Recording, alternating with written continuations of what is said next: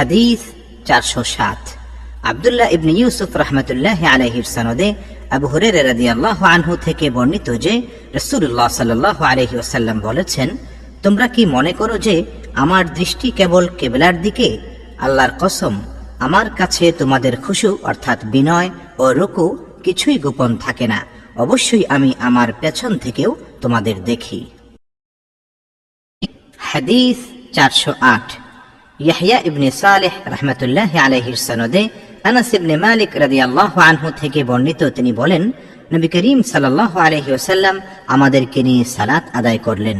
তারপর তিনি মিম্বরে উঠলেন এবং ইরশাদ করলেন, তোমাদের সালাতে ও রুকুতে আমি অবশ্যই তোমাদেরকে আমার পেছন থেকে দেখি, যেমন এখন তোমাদের দেখছি।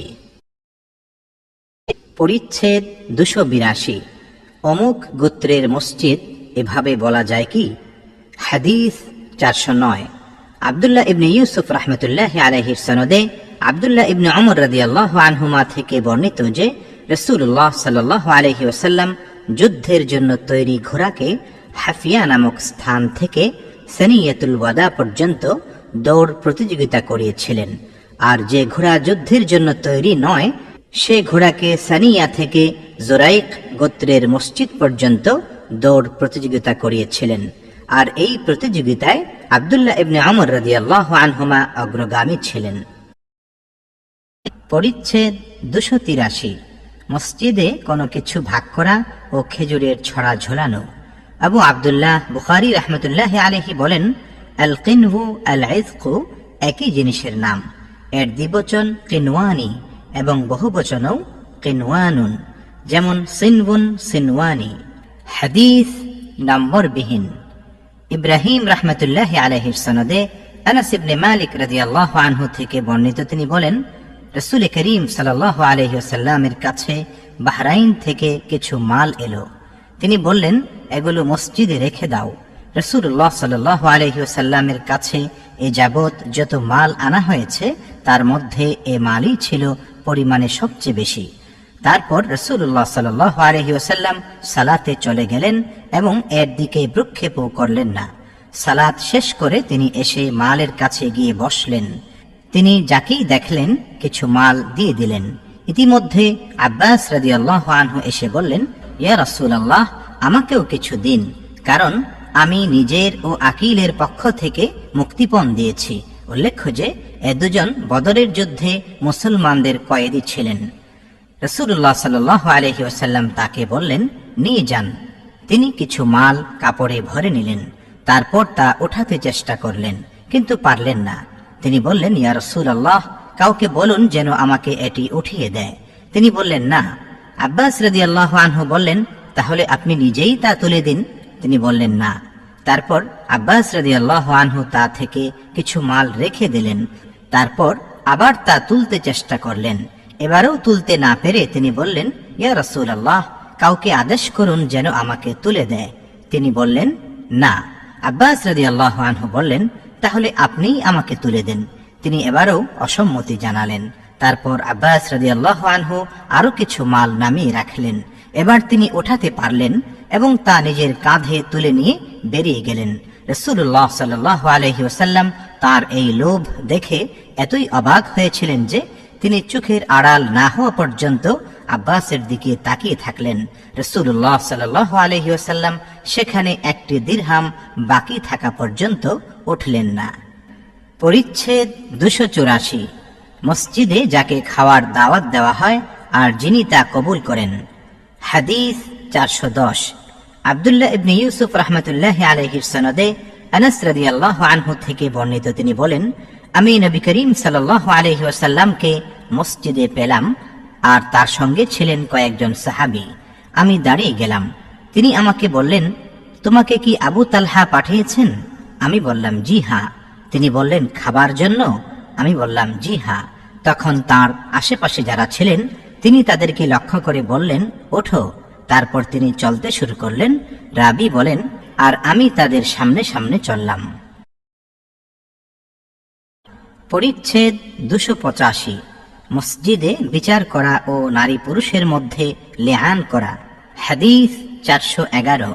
ইয়াহইয়া রাহমাতুল্লাহি আলাইহির সনদে সাহল ইবনে সাদ রাদিয়াল্লাহু আনহু থেকে বর্ণিত যে এক ব্যক্তি বলল, ইয়া রাসূলুল্লাহ, কেউ তার স্ত্রীর সাথে অন্য ব্যক্তিকে দেখতে পেলে সে কি তাকে হত্যা করবে?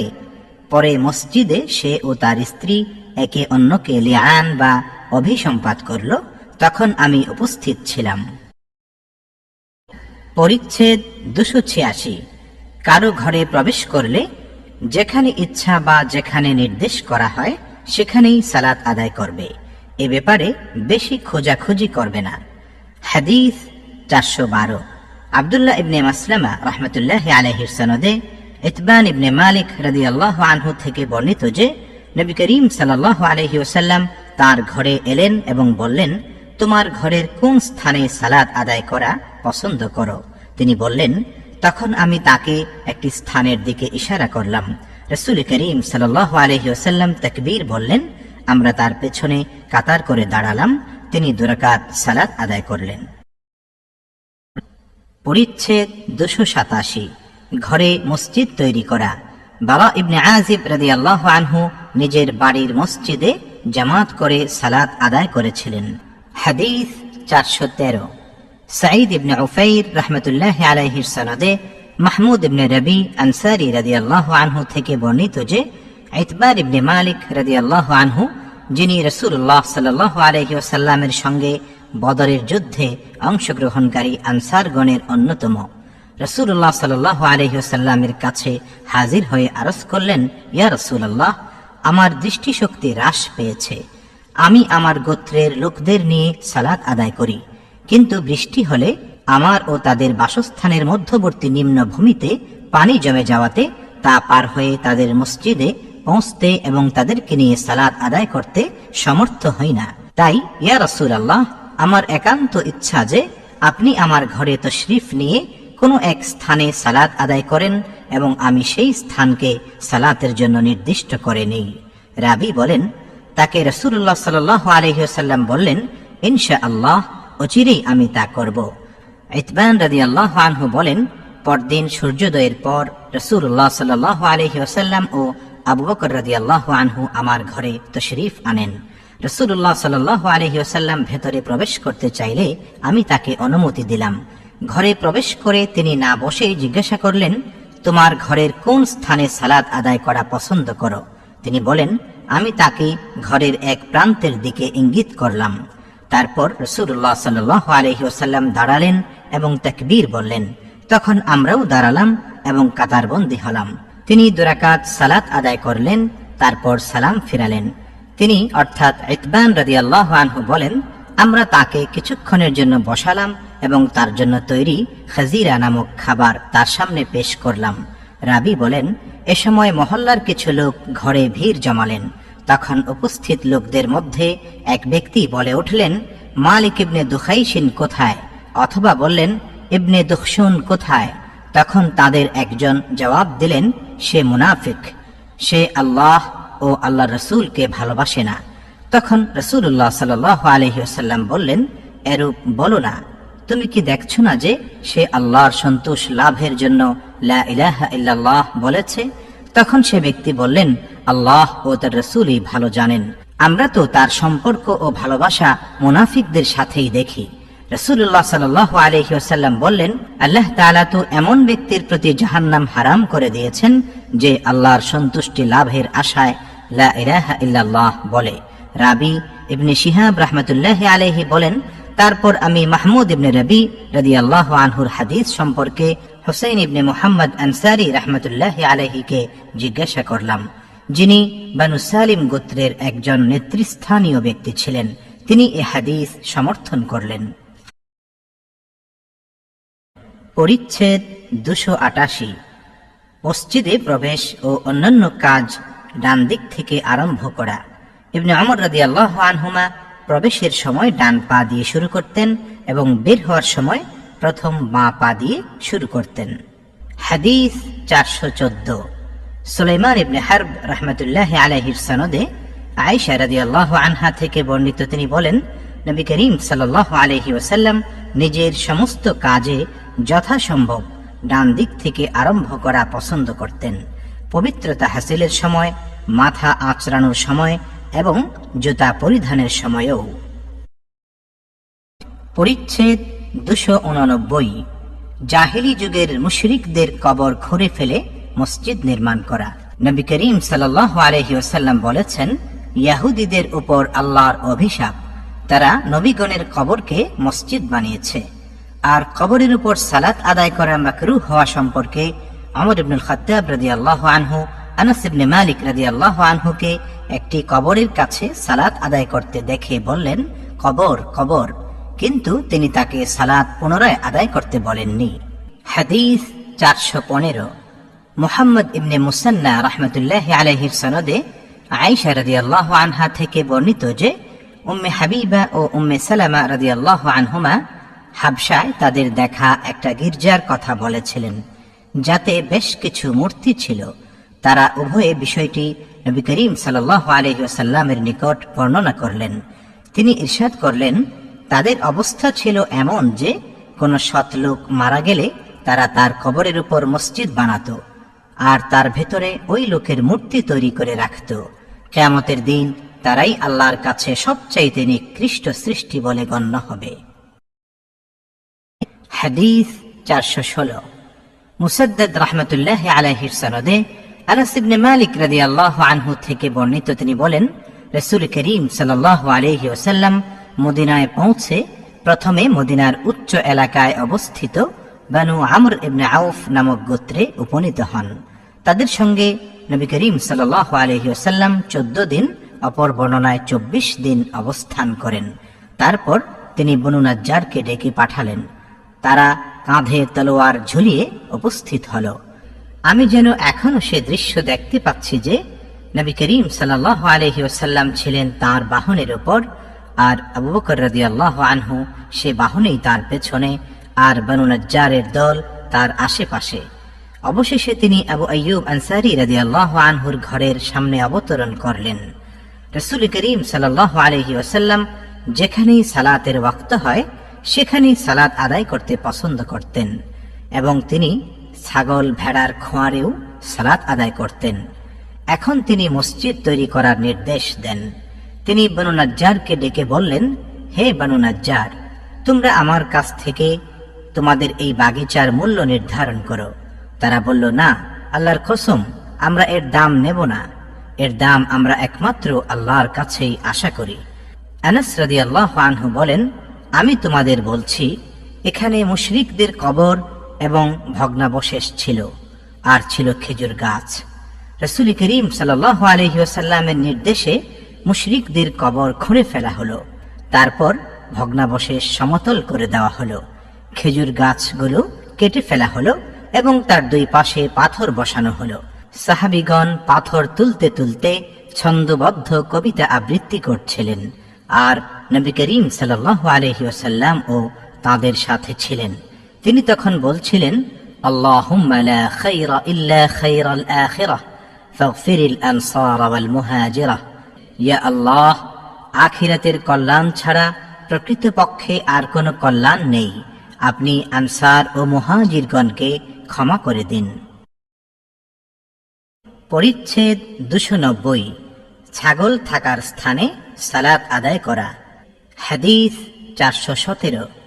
সুলাইমান ইবনে হারব রাহমাতুল্লাহি আলাইহির সনদে আনাস ইবনে মালিক রাদিয়াল্লাহু আনহু থেকে বর্ণিত, তিনি বলেন, রাসূল করিম সাল্লাল্লাহু আলাইহি ওয়াসাল্লাম ছাগল থাকার স্থানে সালাত আদায় করেছেন।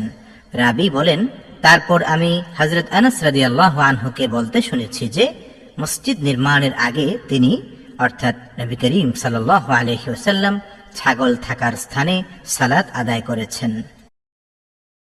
পরিচ্ছেদ 291। উট রাখার স্থানে সালাত আদায় করা।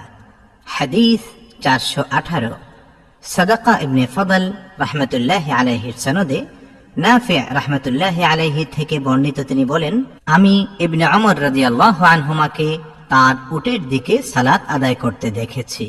আর ইবনে ওমর রাদিয়াল্লাহু আনহুমা বলেছেন, আমি রাসূল করিম সাল্লাল্লাহু আলাইহি ওয়াসাল্লামকে তা করতে দেখেছি। পরিচ্ছেদ 292। চুলা, আগুন বা এমন কোন বস্তু যার উপাসনা করা হয় তা সামনে রেখে কেবল আল্লাহর সন্তুষ্টি হাসিল করারই উদ্দেশ্যে সালাত আদায় করা। জুহরি রাহমাতুল্লাহি আলাইহি বলেন, আমাকে আনাস ইবনে মালিক রাদিয়াল্লাহু আনহু জানিয়েছেন, নবী করিম সাল্লাল্লাহু আলাইহি ওয়াসাল্লাম বলেছেন, আমার সামনে আগুন অর্থাৎ জাহান্নাম পেশ করা হলো, তখন আমি সালাতে ছিলাম। হাদিস 419। আব্দুল্লাহ ইবনে মাসলামা রাহমাতুল্লাহি আলাইহির সনদে আব্দুল্লাহ ইবনে আব্বাস রাদিয়াল্লাহু আনহুমা থেকে বর্ণিত, তিনি বলেন, একবার সূর্য গ্রহণ হলো, তখন রাসূলুল্লাহ সাল্লাল্লাহু আলাইহি ওয়াসাল্লাম সালাত আদায় করলেন। তারপর বললেন, আমাকে জাহান্নাম দেখানো হয়েছে, আজকের মতো ভয়াবহ দৃশ্য আমি আর কখনো দেখিনি। পরিচ্ছেদ 293। কবরস্থানে সালাত আদায় করা মাকরুহ। হাদিস 420। মুসাদ্দাদ রাহমাতুল্লাহি আলাইহির সনদে ইবনে ওমর রাদিয়াল্লাহু আনহুমা থেকে বর্ণিত, রাসূল করিম সাল্লাল্লাহু আলাইহি ওয়াসাল্লাম বলেছেন, তোমাদের ঘরেও কিছু সালাত আদায় করবে এবং ঘরকে তোমরা কবরে পরিণত করবে না। পরিচ্ছেদ 294। আল্লাহর গজবে বিধ্বস্ত ও আযাবের স্থানে সালাত আদায় করা। উল্লেখ রয়েছে যে আলী রাদিয়াল্লাহু আনহু বেবিলনের ধ্বংসস্তূপে সালাত আদায় করা মাকরুহ মনে করতেন। হাদিস 421। ইসমাঈল ইবনে আব্দুল্লাহ রাহমাতুল্লাহি আলাইহির সনদে আব্দুল্লাহ ইবনে ওমর রাদিয়াল্লাহু আনহুমা থেকে বর্ণিত যে রাসূলুল্লাহ সাল্লাল্লাহু আলাইহি ওয়াসাল্লাম বলেছেন, তোমরা এসব আযাবপ্রাপ্ত সম্প্রদায়ের লোকালয়ে ক্রন্দনরত অবস্থা ব্যতীত প্রবেশ করবে না। কান্না না আসলে সেখানে প্রবেশ করো না, যেন তোমাদের প্রতিও এমন আযাব না আসে যা তাদের উপর আপতিত হয়েছিল। পরিচ্ছেদ 295। গির্জায় সালাত আদায় করা। ওমর রাদিয়াল্লাহু আনহু বলেছেন, আমরা তোমাদের গির্জাসমূহে প্রবেশ করি না, কারণ তাতে মূর্তি রয়েছে। ইবনে আব্বাস রাদিয়াল্লাহু আনহুমা গির্জায় সালাত আদায় করতেন, তবে যেগুলোতে মূর্তি ছিল সেগুলোতে নয়। হাদিস 422। মুহাম্মদ ইবনে সালাম রাহমাতুল্লাহি আলাইহির সনদে আয়েশা রাদিয়াল্লাহু আনহা থেকে বর্ণিত, উম্মে সালামা রাদিয়াল্লাহু আনহা রাসূলুল্লাহ সাল্লাল্লাহু আলাইহি ওয়াসাল্লামের কাছে তার হাবশায় দেখা মারিয়া নামক একটা গির্জার কথা উল্লেখ করলেন। তিনি সেখানে যেসব প্রতিচ্ছবি দেখেছিলেন সেগুলোর বর্ণনা দিলেন। তখন রাসূলুল্লাহ সাল্লাল্লাহু আলাইহি ওয়াসাল্লাম বললেন, এরা এমন সম্প্রদায় যে এদের মধ্যে কোনো সৎ বান্দা অথবা বলেছেন কোনো সৎ লোক মারা গেলে তারা তার কবরের উপর মসজিদ বানিয়ে নিত আর তাতে ওইসব ব্যক্তির প্রতিচ্ছবি স্থাপন করত। এরা আল্লাহর কাছে নিকৃষ্টতম সৃষ্টি। পরিচ্ছেদ 296। শিরোনামবিহীন। হাদিস 423। আবুল ইয়ামান রাহমাতুল্লাহি আলাইহির সনদে উবাইদুল্লাহ ইবনে আব্দুল্লাহ ইবনে উতবা রাহমাতুল্লাহি আলাইহি থেকে বর্ণিত, আয়েশা রাদিয়াল্লাহু আনহা ও আব্দুল্লাহ ইবনে আব্বাস রাদিয়াল্লাহু আনহুমা বলেছেন, রাসূল করিম সাল্লাল্লাহু আলাইহি ওয়াসাল্লামের ওয়াফাত নিকটবর্তী হলে তিনি তার একটা চাদরে নিজ মুখমণ্ডল আবৃত করতে লাগলেন। যখন শ্বাস বন্ধ হওয়ার উপক্রম হল তখন মুখ থেকে চাদর সরিয়ে দিলেন। এমত অবস্থায় তিনি বললেন, ইহুদি ও নাসারাদের প্রতি আল্লাহর অভিশাপ, তারা তাদের নবীদের কবরকে মসজিদে পরিণত করেছে। এ বলে তারা যে বিদাতি কার্যকলাপ করত তা থেকে তিনি সতর্ক করলেন। হাদিস 424। আব্দুল্লাহ ইবনে মাসলামা রাহমাতুল্লাহি আলাইহির সনদে আবু হুরায়রা রাদিয়াল্লাহু আনহু থেকে বর্ণিত, রাসূলুল্লাহ সাল্লাল্লাহু আলাইহি ওয়াসাল্লাম বলেছেন, আল্লাহ তাআলা ইহুদিদের ধ্বংস করুন, তারা তাদের নবীদের কবরকে মসজিদে পরিণত করেছে। পরিচ্ছেদ 297। নবী করিম সাল্লাল্লাহু আলাইহি ওয়াসাল্লামের উক্তি, আমার জন্য জমিনকে সালাত আদায়ের স্থান ও পবিত্রতা হাসিলের উপায় করা হয়েছে। হাদিস 425। মুহাম্মদ ইবনে সিনান রাহমাতুল্লাহি আলাইহির সনদে জাবির ইবনে আব্দুল্লাহ রাদিয়াল্লাহু আনহুমা থেকে বর্ণিত, তিনি বলেন, রাসূলুল্লাহ সাল্লাল্লাহু আলাইহি ওয়াসাল্লাম বলেন, আমাকে এমন 5টি বিষয় প্রদান করা হয়েছে যা আমার আগে কোনো নবীকে দেওয়া হয়নি। 1, আমাকে এমন প্রভাব দিয়ে সাহায্য করা হয়েছে যা 1 মাসের দূরত্ব পর্যন্ত অনুভূত হয়। 2, সমস্ত জমিন আমার জন্য সালাত আদায়ের স্থান ও ও পবিত্রতা অর্জনের উপায় করা হয়েছে। কাজেই আমার উম্মতের যে কেউ যেখানে সালাতের ওয়াক্ত হয় সেখানেই যেন সালাত আদায় করে নেয়। 3, আমার জন্য গনিমত হালাল করা হয়েছে। 4, অন্যান্য নবী নিজেদের বিশেষ গোত্রের প্রতি প্রেরিত হতেন, আর আমাকে সকল মানবের প্রতি প্রেরণ করা হয়েছে। 5, আমাকে ব্যাপক শাফাআতের অধিকার প্রদান করা হয়েছে। পরিচ্ছেদ 298, মসজিদে মহিলাদের ঘুমানো। হাদিস 426, উবাইদ ইবনে ইসমাঈল রাহমাতুল্লাহি আলাইহির সনদে আয়েশা রাদিয়াল্লাহু আনহা থেকে বর্ণিত, কোন আরব গোত্রের একটা কালো দাসী ছিল। তারা তাকে আজাদ করে দিল। সে তাদের সাথেই থেকে গেল। সে বলেছে যে তাদের একটি মেয়ে গলায় লাল চামড়ার উপর মূল্যবান পাথর খচিত হার পরে বাইরে গেল। দাসী বলেছে সে হারটা হয়তো নিজে কোথাও রেখে দিয়েছিল অথবা কোথাও পড়ে গিয়েছিল। তখন একটা চিল তা পড়ে থাকা অবস্থায় গোশতের টুকরা মনে করে ছো মেরে নিয়ে গেল। দাসী বলেছে তারপর গোত্রের লোকেরা বেশ খোঁজাখুঁজি করতে লাগলো, কিন্তু তারা পেল না। তখন তারা আমার উপর এর দোষ চাপালো। সে বলেছে তারা আমার উপর তল্লাশি শুরু করলো, এমনকি তারা আমার লজ্জাস্থানেও তল্লাশি চালালো। দাসীটি বলেছে আল্লাহর কসম, আমি তাদের সাথে সেই অবস্থায় দাঁড়ানো ছিলাম। এমন সময় চিলটি উড়ে যেতে যেতে হারটি ফেলে দিল। সে বলেছে তাদের সামনেই তা পড়ল। তখন আমি বললাম, তোমরা তো এর জন্যই আমার উপর দোষ চাপিয়েছিলে। তোমরা আমার সম্পর্কে সন্দেহ করেছিলে, অথচ আমি এ ব্যাপারে সম্পূর্ণ নির্দোষ। এই তো সেই হার। সে বলেছে তারপর সে রাসূলুল্লাহ সাল্লাল্লাহু আলাইহি ওয়াসাল্লামের নিকট এসে ইসলাম গ্রহণ করল। আয়েশা রাদিয়াল্লাহু আনহা বলেন, তার জন্য মসজিদে নববীতে একটা তাবু অথবা ছাপরা করে দেওয়া হয়েছিল। আয়েশা রাদিয়াল্লাহু আনহা বলেন, সে দাসীটি আমার কাছে আসতো আর আমার সঙ্গে কথাবার্তা বলতো। সে আমার কাছে যখনই বসতো তখনই বলতো, ওয়াউমাল বিশাহি মিন আআজিবি রাব্বিনা আলা ইন্নাহু মিন বালদাতিল কুফরি আনজানি।